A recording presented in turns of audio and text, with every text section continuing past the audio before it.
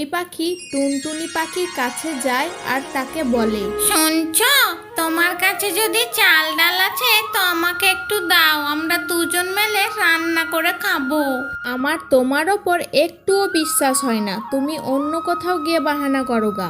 একটু পারা পাখি আবার টপর টপর কথা কত। রাগ করে গৌরী কাক সেখান থেকে পালিয়ে আসে। গৌরী কাক জমিদার কাকের কাছে আসে। জমিদার বাবু, আমার কাছে চাল আছে আর তোমার কাছে যদি ডাল আছে তো আমাকে দিয়ে দাও, আমরা দুজনে রান্না করে খাবো। আমার কাছে ডাল তো আছে, কিন্তু মনে রাখো আমি অর্ধেক ভাগ নিব। হ্যাঁ, তুমি থালা নিয়ে আসবা আর তোমাকে আমি অর্ধেক চাল দিয়ে দেবো। তারপর জমিদার গৌরী কাককে ডাল দিয়ে দেয় এবং গৌরী কাক সেটা নিয়ে খুশি খুশি বাড়ি চলে আসে আর সেটা ঘরে রান্না করতে লাগে। গৌরী, এবার যেমন তেমন করে ওই জমিদারকে বোকা বানাতে হবে, না হলে তো ও এবার থালি নিয়ে চলে আসবে। কালু, তুমি কি ভাবছো আমি জমিদার কাককে অর্ধেক খাবার দিয়ে দেব? আমি অত বোকা নয়, শুধু তুমি দেখো আমি কি করছি। গৌরী কাক এতক্ষণে হয়তো চাল ডাল রান্না করে ফেলেছে, আমি যাই আর খাবারটা নিয়ে আসি। তারপর জমিদার কাক গৌরী কাককে ঘরের দিকে রওনা দেয় খাবার আনার জন্য এবং গৌরী কাক ঘরের বাইরে খটখট করতে থাকে। গৌরী, ও গৌরী, বেরিয়ে এসো, আরে এসো এসো, ভিতরে এসো, তোমার অপেক্ষায় আছি। তারপর জমিদার গৌরী কাকের ঘরে আসে। গৌরী, প্রচুর খিদে পেয়েছে, চাল ডাল কি রান্না হয়ে গিয়েছে? খাবার তো কতক্ষণ আগে তৈরি হয়ে গেছে, এমন খাবার হয়েছে যে খাওয়া মাত্রই আঙুল চাটতে লাগবে। দাও তোমার জায়গাটা দাও আমাকে। জমিদার নিজের জায়গাটা গৌরী কাককে দিয়ে দেয় এবং কালু কাকের সঙ্গে কোথায় গায়েব হয়ে যায়। আমিও ছোটতে খুবই চাল ডাল খেয়েছি, আমার মা বানাতো আর আমি খেতাম, কিন্তু আজ গৌরীর হাতে রান্না খেয়ে দেখবা। নাও জমিদার বাবু, আমি তোমার জায়গায় অর্ধেক খাবার রেখে দিয়েছি, যাও বাড়ি গিয়ে খেয়ে নাও।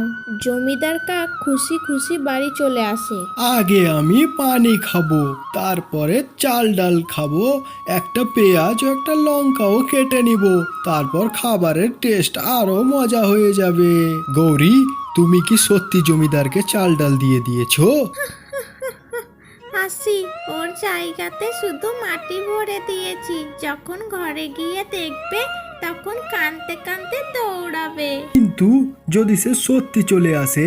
আসে তো কি হবে, আমরা তো বলবো আমরা খাবার ভরে দিয়েছি, আমরা কি জানি। ঘরে গিয়ে জমিদার যা দেখে, হাই হাই, এ কি করলো গৌরী কাক, আমাকে অর্ধেক খাবার দেবো বলে আমার খাবারে মাটি দিয়ে দিয়েছে।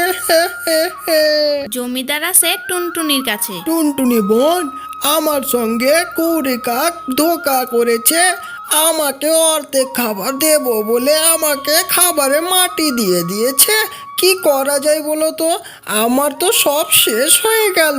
ও আমার কাছেও এসেছিল চাল ডাল চাইতে, কিন্তু আমি ওকে দিইনি, আমি তো ওকে বিশ্বাসই করি না। টুনটুনি বোন, আমি এখন কি খাবো, আমার ডাল তো গৌরী কাককে দিয়ে দিলাম, এবার তো আমাকে না খেয়ে থাকতে হবে, কিছু বলো। ও যা তোমার সঙ্গে করেছে তুমিও সেটাই করো, একটা লাড্ডু এনে ওকে খাইয়ে দাও, তারপরে যা যা লাগবে তুমি ওকে আনা করাও। ঠিক বলেছ বোন, আমি তাই করি, ওটাই ভালো হবে। এই বলে জমিদার বাবু গৌরীর বাড়ির দিকে রওনা দিল। কেমন রান্না হয়েছিল জমিদার বাবু? খেতে মজা লেগেছিল তো? কি সুন্দর রান্না করেছিলে তুমি, কি মজা, আঙুল চেটে চেটে খেয়েছিলাম আমি, ওই জন্যই তো আমি তোমার জন্য একটা উপহার এনেছি, তুমি খেয়ে মজা পাবে। কি কথা বলছো তুমি? তা কি করে হয়? তুমি রান্নাটা কি করে খেলে? আমি তোমার জন্য লাড্ডু এনেছি, এই লাড্ডুটা খেয়ে বলো কেমন হয়েছে। তারপর গৌরী কাক লাড্ডুটা খেয়ে ফেলে। কি সুন্দর খেতে, আমাকে একটু বানিয়ে দেবে? হ্যাঁ, বানিয়ে দেবো আমি তোমাকে, কিন্তু তার জন্য তোমাকে চানার আটা এবং চিনি লাগবে, তুমি আমার বাড়িতে পৌঁছে দাও, আমি বানিয়ে দেব। ঠিক আছে, যা যা লাগবে আমি তোমাকে সব পাঠিয়ে দিচ্ছি।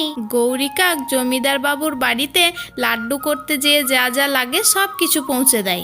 নাও জমিদার বাবু, এতে লাড্ডু করতে যা যা লাগে সব কিছু আছে, আমাকে এবার লাড্ডু বানিয়ে দাও। ঠিক আছে, এখন তুমি ঘন্টাখানেক পর ফিরে এসো।